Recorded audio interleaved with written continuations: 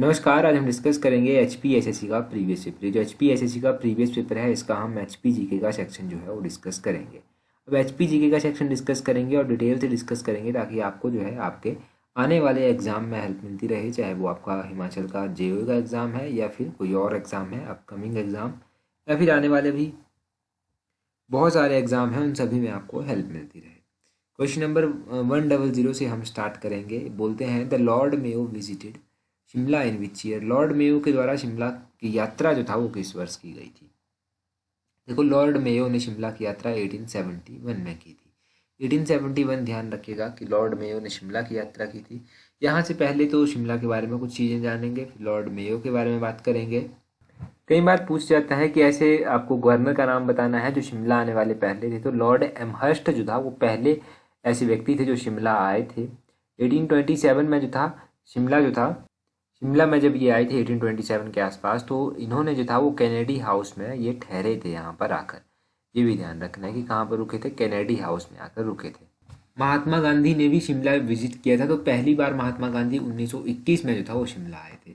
अब 1921 में ये एग्जैक्टली कब आए थे, तो 11 मई 1921 को ये शिमला आए थे। उस दौरान इनके साथ जो था लाला लाजपत राय भी थे, मदन मोहन मालवीय भी थे, और इनकी पत्नी जिनका नाम कस्तूरबा गांधी था वो भी इनके साथ थी।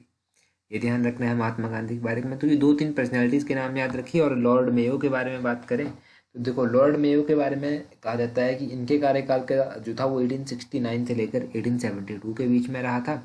और जो जनगणना थी वो इन्होंने इसके बारे में सोच लिया था कि जनगणना जैसा कुछ होना चाहिए, परंतु कम्प्लीटली कंडक्ट नहीं करवा पाए थे। कम्प्लीटली जो था वो लॉर्ड रिपन के कार्यकाल के दौरान कंडक्ट हुई थी। और लॉर्ड रिपन को आपको पता है कि father of local self government भी जो है वो कहा जाता है। ये यहाँ से क्लियर हो गया। अगला क्वेश्चन देखिए 101। यहाँ पर बोलते हैं Himalayan hill state regional council was formed in which year. ये जो Himalayan hill state regional council है, इसकी स्थापना जो था वो किस दौरान हुई थी, कब इसकी स्थापना हुई थी। तो इसकी स्थापना 1946 में हुई थी। 1946 ऑप्शन डी जो है वो सही आंसर है। Himalayan hill state regional council के बारे में आपको पता चल गया कि 1946 में इसकी स्थापना हुई थी। और इसके हेडक्वार्टर की अगर हम बात करें, इसका हेडक्वार्टर जो है वो शिमला में स्थित था। और अगर हम बात करें कि हिमालयन रियासती प्रजामंडल की स्थापना कब हुई थी, तो उसकी स्थापना 1938 में हुई थी। और उसके सेक्रेटरी जो था वो पदम देव थे, पंडित पदम देव का नाम याद रखना है। तो ये तो हो गए बेसिक बेसिक क्वेश्चन इनके बारे में। इससे मिलते जुलते क्वेश्चन पूछ जाते हैं कि 1939 में क्या हुआ था। 1939 में जो था वो एक सिरमौर में प्रजामंडल की स्थापना की गई थी। और पचहत्तर आंदोलन जो था ये भी 1942 के आसपास ही हुआ था। 1942 में क्या हुआ था। 1942 में पता चला आपको कि पचहत्तर आंदोलन हुआ था। 1939 में सिरमौर प्रजामंडल की स्थापना की गई थी। कुनिहार प्रजामंडल की स्थापना भी 1939 में ही की गई थी। 1935 को छोड़कर अगर 1936 की बात करें, 1936 में क्या हुआ था। 1936 में जो था वो चंबा सेवक संघ की स्थापना की गई थी। तो ध्यान रखिएगा, चंबा सेवक संघ की स्थापना 1936 में हुई। 102 क्वेश्चन देखिए, बोलते हैं who was the first chairman of Himachal Pradesh administrative tribunal. ये क्वेश्चन तो आए दिनों जो है वो डिस्कस होता रहता है। यहाँ से तो वही क्वेश्चन हम रिवाइज भी कर सकते हैं मिलते जुलते।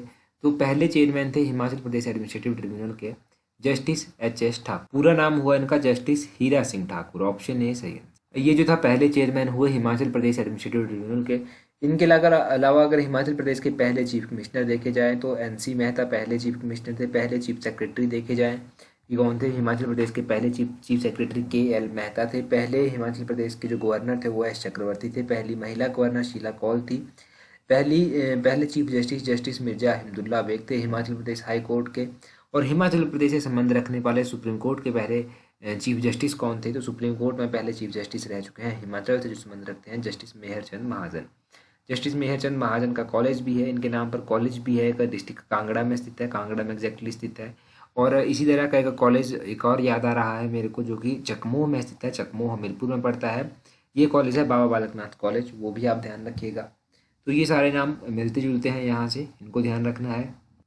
अगला क्वेश्चन देखते हैं। अगले क्वेश्चन में क्या पूछते हैं, अगले क्वेश्चन में पूछते हैं Neugal hydro electric project is constructed on which river of Himachal Pradesh. ये जो न्यूगल पन बिजली परियोजना है ये हिमाचल प्रदेश की किस नदी पर बनी। तो न्यूगल जो है ये ब्यास नदी की सहायक है। ऑप्शन सी सही आंसर है, ब्यास नदी की सहायक होगी न्यूगल। ब्यास की और कौन कौन सी सहायक नदियाँ हैं। ब्यास की एक तो न्यूगल आ गया, एक सुकेती आ गया, चक्की आ गया, मानुनी आ गया, गज आ गया, हारला आ गया, एक बिनवा आ गया, बिनवा के अलावा बाणगंगा है, बाणगंगा के अलावा मानुनी भी एक इसकी सहायक नदी है। ये जो न्यूगल है ये डिस्ट्रिक्ट कांगड़ा में बहती है। कहाँ पर बहती है? डिस्ट्रिक्ट कांगड़ा में बहती है, और कांगड़ा से ये ब्यास के साथ जाकर आगे मिलती है। ब्यास का वैदिक नाम जो है वो एग्जाम में पूछा जाता है। ब्यास नदी का वैदिक नाम क्या है? अर्जिक्या इसका वैदिक नाम है। अर्जिक्या इसका वैदिक नाम आपको याद रखना है। 5 नदियाँ हिमाचल में बहती हैं। इन 5 नदियों में से जो है वो कौन कौन सी नदियाँ हिमाचल से ही ओरिजिनेट होती हैं? तो हिमाचल से देखो ओरिजिनेट होने वाली नदियाँ कौन कौन सी? चंद्रभागा हिमाचल से ओरिजिनेट होती है, ब्यास रोहतांग से ओरिजिनेट होती है, सतलुज हिमाचल से ओरिजिनेट नहीं होती, हिमाचल में बहती है, यमुना हिमाचल से ओरिजिनेट नहीं होती, हिमाचल में बहती है।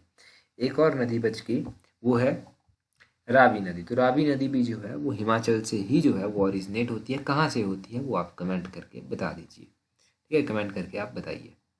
अगला क्वेश्चन भी काफ़ी इंपॉर्टेंट क्वेश्चन है। बोलते हैं temperate forest research institute is located at which place of Himachal Pradesh.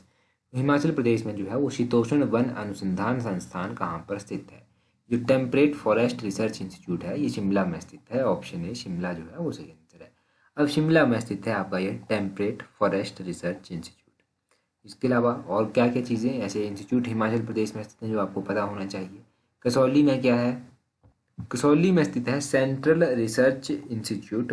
ये कहाँ पर है? CRI इसको कहते हैं, सेंट्रल रिसर्च इंस्टीट्यूट। ये कहाँ पर है?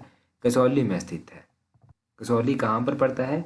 ये सोलन डिस्ट्रिक्ट में पड़ता है, सोलन में ये पड़ता है। ये भी एग्जाम में पूछा गया है कहाँ पर पड़ता है। तो पालमपुर में भी एक ऐसा ही इंस्टीट्यूट स्थित है जिसका क्या नाम है? जिसका नाम है CSIR। पूरा नाम बताता हूँ इसका। पूरा नाम है इसका council of scientific and industrial research institute of Himalayan bio resource technology.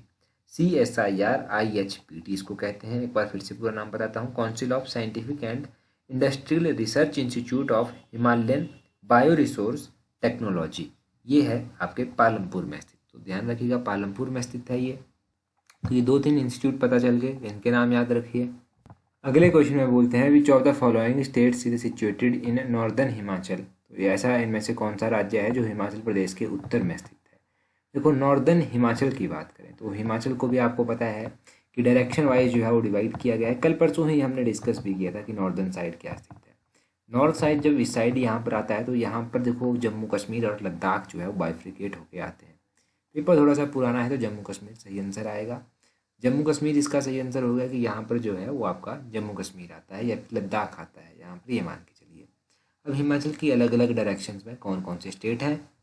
तो देखो पंजाब जो है वो हिमाचल प्रदेश के वेस्ट में है। उत्तराखंड जो है वो हिमाचल प्रदेश के साउथ ईस्ट में है। उत्तराखंड के अलावा हरियाणा साउथ वेस्ट में है। और अगर कंट्रीज वाइज बात की जाए तो पता होना चाहिए कि इन तिब्बत के साथ भी जो है वो बॉर्डर शेयर किया जाता है। तिब्बत जो है वो ईस्ट साइड जो है वो पड़ता है। ये तिब्बत के बारे में पता होना चाहिए। और देखो साथ में हिमाचल का लैटिट्यूड, हिमाचल का लॉन्गिट्यूड, इसके बारे में बात की जाए तो हिमाचल प्रदेश का जो लैटिट्यूड है वो 30 डिग्री 22 मिनट से लेकर 33 डिग्री 12 मिनट्स नॉर्थ की साइड को है। और लॉन्गिट्यूड की बात करें, लॉन्गिट्यूड जो है वो 75 डिग्री 47 मिनट से लेकर 79 डिग्री 04 मिनट ईस्ट की साइड जो है वो पड़ता है। ये लैटिट्यूड और लॉन्गिट्यूड की बात याद होनी चाहिए आपको। आगे है दूसरा क्वेश्चन, बोलते हैं area wise Himachal Pradesh comes at place in country. देखो ये क्वेश्चन थोड़ा सा पुराना है। अब अगर हम नया डाटा के अकॉर्डिंग बात करें कि नया डाटा क्या कहता है हिमाचल के बारे में, देखो अगर इंडिया के स्टेट्स में बात करें कि इंडिया के जो अलग अलग स्टेट्स हैं उनमें हिमाचल का कितना रैंक आता है, तो स्टेट वाइज जो है वो हिमाचल का रैंक आता है 17th रैंक, 17वें नंबर पर हिमाचल जो है वो आता है। तो 17 यहाँ पर होगा। अगर यूनियन टेरिटरी को भी मिला दिया जाए तो 18वें नंबर पर जो है वो हिमाचल आता है। कौन से नंबर पर?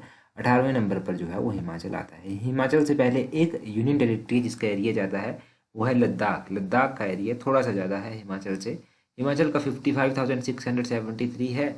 और हिमाचल के अलावा जो है ये जो आपका यूनियन टेरिटरी जो लद्दाख है उसका 59,146 है। तो ये थोड़ा सा ज़्यादा है, ये ध्यान रखिए। ये आपको पता चल गया कि स्टेट वाइज अगर बात करें तो 17th, और ओवरऑल यूनियन टेरिटरी को भी मिला लिया जाए साथ में तो 18वें नंबर पर हिमाचल आता है। मोस्ट इंपॉर्टेंट डाटा ये हो गया हिमाचल प्रदेश का। इन टर्म ऑफ पॉपुलेशन अगर बात करें तो देखो पॉपुलेशन के इन टर्म में बात की जाती है कि हिमाचल प्रदेश की जो पॉपुलेशन है वो 64,602 है 2011 की जनगणना के अनुसार। तो पॉपुलेशन भी आपने साथ में ध्यान रखनी है। ये क्वेश्चन तो क्लियर हो गया। अगला क्वेश्चन देखते हैं। आगे बोलते हैं Pong dam is located on which river. कल परसों हमने पंडोह झील पढ़ी थी, आज हम पोंग डैम पढ़ रहे हैं। पोंग झील जो है वो डिस्ट्रिक्ट कांगड़ा में स्थित है, ब्यास नदी के ऊपर ये बनी हुई है। ऑप्शन बी सही आंसर है। पोंग बांध के बारे में आपको एक और बात पता होगी इसको जो है वो महाराणा प्रताप सागर डैम के नाम से भी जाना जाता है। 1960 के आसपास जो था ये डैम बना था, ये भी ध्यान रखिए। 1960 1960 के आसपास। और पंडोह झील की बात करें तो ये भी ब्यास नदी के ऊपर बना हुआ है और ये जो है वो मंडी में पड़ता है। इसके अलावा गोविंद सागर झील है हिमाचल प्रदेश की। गोविंद सागर झील जो है वो सतलुज नदी के ऊपर बनी हुई है, बिलासपुर जिले में स्थित है, उसके बारे में ध्यान रखिए। और हिमाचल प्रदेश की जो इंपॉर्टेंट लेक्स हैं, जिनमें सबसे इंपॉर्टेंट झीलों में पूछ जाता है क्वेश्चन कि हिमाचल प्रदेश की सबसे बड़ी जो प्राकृतिक झील है वो कौन सी है, तो सबसे बड़ी प्राकृतिक झील है रेणुका झील। ये डिस्ट्रिक्ट सिरमौर में पड़ती है। डिस्ट्रिक्ट सिरमौर में सुकेती झील भी पड़ती है। और हिमाचल प्रदेश की सबसे बड़ी आर्टिफिशियल झील आपको पता है कि वो है आपका गोविंद सागर डैम। गोविंद सागर झील जो है वो सबसे बड़ी है in term of artificial lake. तो ये तो पता चल गया। बाकी गढ़ासरू झील चंबा में स्थित है, जो महाकाली झील है वो भी चंबा में स्थित है। कुंतभ्योग झील मंडी में स्थित है। कलासर झील मंडी में स्थित है। सुखसागर झील जो है वो मंडी में स्थित है। और भृगु झील कुल्लू में स्थित है। सरवालसर झील जो है वो भी कुल्लू में स्थित है। दसहर झील कुल्लू में स्थित है। तानू जुब्बल झील जो है वो शिमला में स्थित है। गढ़ कुफर झील शिमला में स्थित है। गढ़ कुफर मोस्ट इंपॉर्टेंट है, किसी एग्जाम में पूछा गया था। नाको झील किन्नौर में है। सोरंग झील किन्नौर में है। ये सारी इंपॉर्टेंट लेक्स पूरे हिमाचल की हमने कवर कर ली ताकि एक अच्छा रिवाइज यहाँ से हो जाए। अगला क्वेश्चन देखिए। अगले क्वेश्चन में बोलते हैं नवाला फेस्टिवल इज सेलिब्रेटेड बाय। नवाला जो है वो गद्दियों के द्वारा मनाया जाने वाला फेस्टिवल है। ऑप्शन सी सही आंसर है। ये गद्दियों के द्वारा मनाया जाता है और लॉर्ड शिवा को, भगवान शिव को जो है ये फेस्टिवल डेडिकेटेड है, समर्पित है भगवान शिव को, ये ध्यान रखना है। और अब गद्दी जो ट्राइब है उसके बारे में बात करें तो इनके बीच में कुछ मैरिज के टाइप्स होते हैं। मैरिज के टाइप आपको इनके बारे में जानने चाहिए और भी क्वेश्चन इनके बारे में जानेंगे। पहले मैरिज के टाइप जानिए। इनमें एक तो झंझारा मैरिज का टाइप होता है, घर जवांतरी मैरिज का टाइप होता है, बट्टा सट्टा मैरिज का टाइप होता है, दानपुन मैरिज का टाइप होता है, झिंड फूक मैरिज का टाइप होता है। ये इनके बीच में जो है वो मैरिज के टाइप होते हैं। गद्दी मुख्य रूप में कहाँ पर निवास करते हैं तो हिमाचल प्रदेश के कांगड़ा और हिमाचल प्रदेश के चंबा जिले में ये मुख्य रूप से निवास करते हैं। ये इनका भगवान शिव को डेडिकेटेड नवाला फेस्टिवल है, ये बहुत ही ज़्यादा फेमस है इनके बीच में। और इनकी जो ड्रेसेस होती हैं उसमें चोला आ जाता है, डोरा आ जाता है, इस तरह की इनकी ड्रेसेस होती हैं। चादरू भी उसमें आ जाता है, चोला डोरा चादरू इस तरह के ड्रेसेस ये पहनते हैं। आगे देखिए थोड़े से क्वेश्चन इंग्लिश के डिस्कस कर लेते हैं। बोलते हैं 154 से लेकर 156 तक जो है आपको मिसस्पेल्ड वर्ड जो है वो फाइंड करना है जिसकी स्पेलिंग जो है वो सही नहीं की गई है। यहाँ पर मिसस्पेल्ड है इनमें से सिसेशन CESATION, ये जो है वो गलत स्पेलिंग जो है इसकी लिखी गई है। इसकी स्पेलिंग होती है CESSATION। सिसेशन इसकी स्पेलिंग होती है और इसका मतलब होता है समापन। समापन इसका मतलब होता है। अगला जो 155 क्वेश्चन है इसमें आपको मिसस्पेल्ड बताना है तो इसमें ऑप्शन ए एनामर जो है वो इसकी गलत स्पेलिंग लिखी गई है। इसकी जो एनामर है इसकी स्पेलिंग होती है ENAMOUR, ये इसकी स्पेलिंग होती है और मतलब होता है आनंदित करना। इनवर की सही स्पेलिंग आपको पता चल गई। आगे 156 में देखेंगे तो ऑप्शन डी इसका सही आंसर है। कॉमोडिस जो है ये गलत स्पेलिंग दी गई है। इसकी सही स्पेलिंग होती है COMMODIOUS, ये इसकी सही स्पेलिंग होती है, ध्यान रखिएगा COMMODIOUS। इसका मतलब होता है विशाल, बहुत बड़ा, इसका मतलब होता है। अगला देखिए बेस्ट एक्सप्रेशन आपको बताना है इनमें से किसका कौन सा है।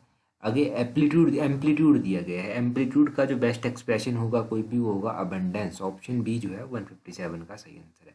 अबंडेंस इसका सही आंसर होगा। आगे दिया गया है एविंस। एविंस का क्या होगा, एविंस का जो है वो रिवील होगा। ऑप्शन ए रिवील जो है वो सही आंसर है। और आगे दिया गया है पेरोशियल। पेरोशियल का मतलब क्या होता है, इसका मतलब होता है लिमिटेड। ऑप्शन ए जो है वो सही आंसर है। लिमिटेड इसका सही बेस्ट एक्सप्रेशन होगा इनमें से।